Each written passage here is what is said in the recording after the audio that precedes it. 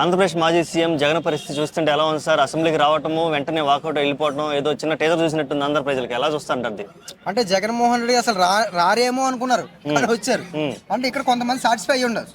అంటే అసలు రారే అనుకున్నారు. ఎవరైతే మనకి స్పీకర్ గారు, ఎవరైతే మనకి రాజు గారు ఉన్నారో, రఘురామ కృష్ణరాజు గారు, ఒక 60 రోజులు ఖచ్చితంగా రాలేని పక్షంలో ఖచ్చితంగా సభ్యత్వం కూడా రద్దు చేస్తామని చెప్పడం జరిగింది. కాబట్టి ఇది మొదటికే ఇబ్బంది అయ్యే అవకాశం ఉంటుంది. నేను అసెంబ్లీకి రాకపోతే అసెంబ్లీ రద్దు, ఎమ్మెల్యే పదవికే ఒకవేళ ఇబ్బంది అయితే మాత్రం ఖచ్చితంగా వైసీపీ పార్టీయే అసలు మైనస్లోకి వెళ్ళిపోయే అవకాశం ఉంది. కాబట్టి దాన్ని దృష్టిలో పెట్టుకుని వచ్చారేమో అని అందరూ అనుకున్నారు, నేను కూడా అలాగే అనుకున్నాను.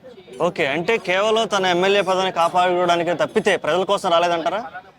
అంటే మనం అక్కడ వైసీపీ వాళ్ళు చెప్తున్న ప్రధాన అంశం ఏంటంటే, తమకు ప్రత్యేక ఏదైతే మనకి అసెంబ్లీలో ప్రతిపక్ష హోదా ఇస్తేనే తాము వస్తామని చెప్తున్నారు. మొదటి నుంచి కూడా ప్రతిపక్ష హోదా మాకు ఇవ్వట్లేదు, ఇస్తే మేము వస్తామని చెప్తున్నారు. అసలు రాకపోతే మేము ఏదైతే మన సభ్యత్వం రద్దు చేస్తామనేటప్పటికల్లా వాళ్ళు రావడం జరిగింది. కాబట్టి ప్రతిపక్ష హోదా ఏదైతే అంశం ఉందో అది ఇస్తేనే వస్తాం అనేది కరెక్ట్ కాదు. ఓకే, ఎన్ని సీట్లు గెలిస్తే ప్రతిపక్ష హోదా వస్తుందండి మామూలుగా అసలుకి? అంటే అది స్పీకర్, కొన్ని తక్కువ సీట్లు ఉన్న వాళ్ళకి కూడా స్పీకర్ గారి డిసిషన్ మీద బేస్ చేసి ఉంటుంది. కొంతమంది కొన్ని ప్రాంతాల్లో గతంలో రాహుల్ గాంధీ గారు కూడా ప్రతిపక్ష హోదా లేకపోతే కూడా కేంద్రంలో ఫైట్ చేయడం జరిగింది. అది స్పీకర్ డిసిషన్ ఉంటుంది. కొన్ని తక్కువ సీట్లు ఉన్న వాళ్ళకి కూడా స్పీకర్ డిసిషన్ తోటి ఇవ్వచ్చు. అది రూల్ ఉంది. అది స్పీకర్ డిసిషనే ఫైనల్, సుప్రీం అనమాట.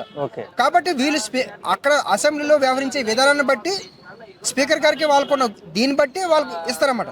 అంతేగాని ప్రత్యేకంగా అసలు ఏమీ లేవు కాబట్టి మేము ఇంకా అసెంబ్లీకి మాకు తక్కువ సీట్లు వచ్చాయి కాబట్టి మేము అసెంబ్లీకి వెళ్ళము అనే ఆర్గ్యుమెంట్స్ ఏదైతే ఉందో అది పబ్లిక్లోకి కొంచెం నెగిటివ్గా వెళ్ళే అవకాశం ఉంది. ఓకే, ఇప్పుడు ఒక ఎమ్మెల్యే అసెంబ్లీకి రావడం అనే ముఖ్య ఉద్దేశం ప్రజల కోసం ప్రశ్నించడం కోసం, ప్రభుత్వాన్ని ప్రశ్నించడం కోసం. మరి అసలు ఇటువంటి యాక్టివిటీస్ ఏమీ చేయకుండా వీళ్ళు నాకు కేవలం అది ఇస్తేనే, ఆ ప్రతిపక్ష హోదా ఇస్తేనే నేను వస్తాను అనే ఒక రింగ్ క్రియేట్ చేసి, అంటే ప్రజల్లోకి ఏమన్నా ఎటువంటి సంకేతాలు పంపించడానికి అవకాశం ఉందంటారు? అంటే ఇది గతంలో కూడా ఆల్రెడీ ప్రూవ్ అయింది. 2014లో కూడా ఇలాగే ఆ వాయిస్ వాళ్ళకి అవకాశం లేనప్పుడు మళ్ళీ బయటకు వచ్చి వీళ్ళు మళ్ళీ ప్రజా మద్దతు తీసుకుని 2019లో గెలడం జరిగింది. కాబట్టి అదే స్ట్రాటజీని మళ్ళీ ఇప్పుడు ప్లే చేస్తున్నారు. మీకు అర్థమైందా? 2014లో కూడా వీళ్ళకి ఆ ఛాయిస్ లేనప్పుడు మళ్ళీ బయటకు వచ్చేసి మళ్ళీ ప్రజా మద్దతు కూడగట్టి, ప్రభుత్వ వ్యతిరేకత కూడగట్టి అధికారంలోకి రావడం జరిగింది 2019. సో అదే పాలసీని ఇప్పుడు ఫాలో అవుతున్నారు. కాబట్టి ఇది పబ్లిక్ ఒకసారి పాజిటివ్ గా తీసుకుంటారు, ఇంకోసారి నెగిటివ్ తీసుకుంటారు. అన్నిసార్లు కూడా నాకున్న ఉద్దేశం ఏంటంటే, గెలిచిన ప్రతి ఎమ్మెల్యేలు కూడా ఖచ్చితంగా వచ్చి వాళ్ళ యొక్క వాయిస్ ని వినిపించాలి. ఇది మేజర్. ఎందుకంటే అది ఒక పెద్ద ఆపర్చునిటీ. నాకైనా సరే, ఎవరికైనా సరే, ఒక ఎమ్మెల్యే గెలడం అంటే ఒక పెద్ద ఆపర్చునిటీ. అసెంబ్లీలో మనం వినిపించడం వేరు, బయట వినిపించడం వేరు. సో ఖచ్చితంగా అది వైసీపీ పార్టీ వాళ్ళు ఉపయోగించుకోరేమో అని అనిపిస్తుంది. ఉపయోగించుకుంటే ఇంకా మంచిది పార్టీకి. ఓకే, ఇప్పుడు వాయిస్ వినిపించడానికి ఆ ప్రతిపక్ష హోదా పార్టీ అనేది ఏంటి సార్? దానికి ఏమన్నా హోదా ఉంటే గానీ దీనికి ఏమైనా వాల్యూ ఉండదా? వాయిస్ కి ఏమన్నా అలా వాల్యూ అని ఈక్వల్ ఉంటది. కానీ ప్రతిపక్ష హోదా ఇస్తే ఏమవుతుందంటే ముఖ్యమంత్రితో సమానంగా టైం ఇస్తారన్నమాట. ముఖ్యమంత్రికి ఈ రోజు అసెంబ్లీలో 1 అవర్ ఇచ్చారనుకో, ప్రతిపక్ష వ్యక్తి కూడా 1 అవర్ ఇస్తారన్నమాట. వాళ్ళు ఎన్ని క్వశ్చన్స్ అడుగుతారో వీళ్ళు అన్ని ఈక్వాలిటీ ఉంటది అనమాట. టైం షెడ్యూల్ అనేది ఈక్వాలిటీ ఉంటది. దానివల్ల వీళ్ళు ఏమంటారంటే, అలా కాకుండా ప్రతిపక్ష హోదా లేకపోతే వీళ్ళు ఓన్లీ వాళ్ళు చెప్పింది మేము వినాలి, మాకు ఒక 5 minutes ఇస్తారు, వాళ్ళు 1 hour చెప్తారు. సో ఇంకా ఆ వీడియోస్ అన్ని కూడా ట్రోలింగ్ అయ్యే అవకాశాలు ఉంటాయి. ఇదంతా మీకు తెలుసు కదా. సో ఈ రకంగా ఉపయోగించుకుంటారు తప్ప మన వాయిస్ ని వినిపించుకోవడానికి అవకాశం ఉండదు అనేది ఒక వాదన. కానీ నా ఉద్దేశం ఏంటంటే, అసెంబ్లీలో నిలబడి ఆర్గ్యుమెంట్ చేస్తూ అప్పుడు మీరు అడిగితే అది కొంచెం దాని వాల్యూ పెరిగే అవకాశం ఉంటుంది. నిలబడి ఉంది. అదే సార్, యాక్చువల్గా ఇప్పుడు ఒకప్పుడు అంటే అసెంబ్లీ సమావేశాలు ప్రజలు చూసేవాళ్ళు కాదు. ఎప్పుడో సప్తగిరిలో, దూరదర్శన్లో ప్రసారం అయ్యాయి. ఇప్పుడు సోషల్ మీడియాలో నిత్యం వస్తున్నాయి. మనం ప్రశ్నిస్తుంటే ఆటోమేటిక్ గా ప్రజలు చూస్తూ ఉంటారు కదా. అంటే మా నాయకుడికి మైక్ ఇవ్వలేదు కాబట్టి తప్పు అధికార పార్టీ దాన్ని గమనించే అవకాశం. మరి ఇంత చిన్న లాజిక్ ఎందుకు మిస్ అవుతున్నారు వైసీపీ వాళ్ళు? అదే నేను అంటుంది. నేను ఏమన్నానంటే, 2014లో ఇప్పుడు మీకు ఒక ప్లాన్ ఉంది, ఒక స్ట్రాటజీ ఉంది. ఆ స్ట్రాటజీ మీకు వర్కౌట్ అయింది. అదే స్ట్రాటజీ మళ్ళీ ప్లే చేస్తారు చేయరా? సో అలాగే 2014లో కూడా అలాగే జరిగారు. అలాగే అసెంబ్లీ నుంచి బయటకు రావడం, అనిల్ కుమార్ యాదవ్ గారు వీళ్ళందరూ కూడా బయటకు రావడం, మళ్ళీ ప్రజల మద్దతు తీసుకోవడం, గెలవడం జరిగింది. సో ఇప్పుడు కూడా అలాగే జరుగుతుందని అనుకున్నారు. కానీ ఇప్పుడు ఆల్రెడీ మధ్యలో పవన్ కళ్యాణ్ గారు ఉన్నారు.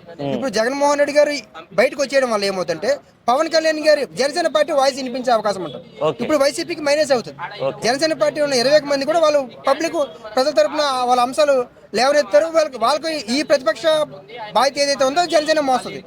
అప్పుడు ఏమవుతుంది, కూటమే పాలకపక్షం, జనసేన ప్రతిపక్షం, రెండు అలా ఆ రకంగా అయ్యే అవకాశం ఉంటుంది. ఓకే, చివరి ఒక క్వశ్చన్. ఇప్పుడు ఇటువంటి పరిస్థితుల్లో ఇలా ప్రవర్తిస్తూ వైఎస్ జగన్మోహన్ రెడ్డి గారు ప్రజల్లోకి వెళ్ళి నేను పాదయాత్ర చేస్తా, అది చేస్తా, ఇది చేస్తా అని అంటున్నారు. మొన్న సంక్రాంతి తర్వాత అన్నారు, ఇంకా స్టార్ట్ చేయలేదు. సంక్రాంతి పై మళ్ళీ సంక్రాంతి కూడా వచ్చే అవకాశం ఉంది. మరి ఇలాంటి పరిస్థితుల్లో ఆయన ప్రజల వద్దకు వస్తే ఎలా ఉంటుంది రెస్పాన్స్?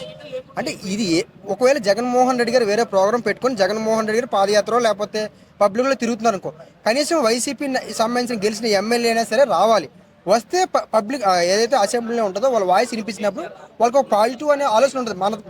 మనం గెలిపించిన ఎమ్మెల్యే మన వాయిస్ వినిపిస్తున్నారు అనే ఒక ఫీలింగ్ ఉంటుంది. అలా కాకుండా ఇప్పుడు వైసీపీ పార్టీ గతంలాగా ఇప్పుడు బయటకు వస్తే ఇప్పుడు జనసేన పార్టీ ఉంది. స్ట్రాటజీ అప్పుడుకున్న టైం అయిపోయింది.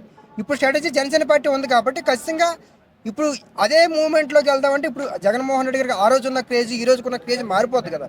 సో అన్ని పాదయాత్రలు అన్ని సందర్భాల్లో అవి హిట్ కావు, అలానే ఫ్లాప్ కూడా కావు. అది పబ్లిక్ వచ్చే ఫీడ్బ్యాక్ని బట్టి ఉంటుంది. కాబట్టి ఇక్కడ అసెంబ్లీకి రాకపోవడం లేకపోతే వీళ్ళు వెంటనే వెళ్ళిపోవడము, కనీసం అంటే గవర్నర్ గారి ప్రసంగం జరుగుతుంది, ఒక మన ప్లోడియం దగ్గరకు వచ్చి పెద్దగా ఆర్గ్యుమెంట్ చేయడం, ఇదంతా కూడా అంటే వాళ్ళ పార్టీకి రైట్స్ ఉండొచ్చు. అంటే పార్టీకి మేము వైసీపీ పార్టీకి రైట్స్ లేవని నేను అనట్లేదు. ప్రతి ఒక్క పార్టీకి కూడా రైట్స్ ఉంటాయి, ఓడిపోయిన పార్టీకి కూడా రైట్స్ ఉంటాయి. వీళ్ళు వైసీపీ పార్టీ వాళ్ళకి రైట్స్ ఏమైనా వైలెన్స్ అయితే మాత్రం వీళ్ళు ఆల్రెడీ హైకోర్టులో పిటిషన్ వేశారు, ప్రతిపక్ష హోదా కోసం హైకోర్టులో పిటిషన్ వేశారు. సో పిటిషన్ ఎవరైతే మనకి స్పీకర్ గారు ఉన్నారో స్పీకర్ గారికి ఒక డైరెక్షన్ వచ్చే అవకాశం ఉంటుంది. అప్పుడు కూడా వీళ్ళు ఇవ్వలేనప్పుడు అప్పుడు మీరు పోడియం దగ్గరికి ఈ రకంగా చేసి ఉంటే అది ఒక ఇదిగా ఉండేది. అలా కాకుండా ఒకేసారి రావడమే వీళ్ళు కూర్చోవడం ఏదైతే చేశారో అది జనంలో నెగిటివ్గా వెళ్ళిపోయే అవకాశం ఉంటుంది. సో ఈ వైఖరిని అన్నిసార్లు ప్రజలు ఇష్టపడరు, కొన్నిసార్లు కొన్ని సింపతులు రావచ్చు, కానీ అన్నిసార్లు అవుతాయని నేను అన్నాను. ఓకే, చిన్న ప్రొడిక్షన్. ఇటువంటి పరిస్థితుల్లో ఇలాగే బిహేవ్ చేస్తూ 2029లో జగన్ గారు పోటీకి వెళ్తే ఈ 11 సీట్లన్నీ వస్తాయంటారా?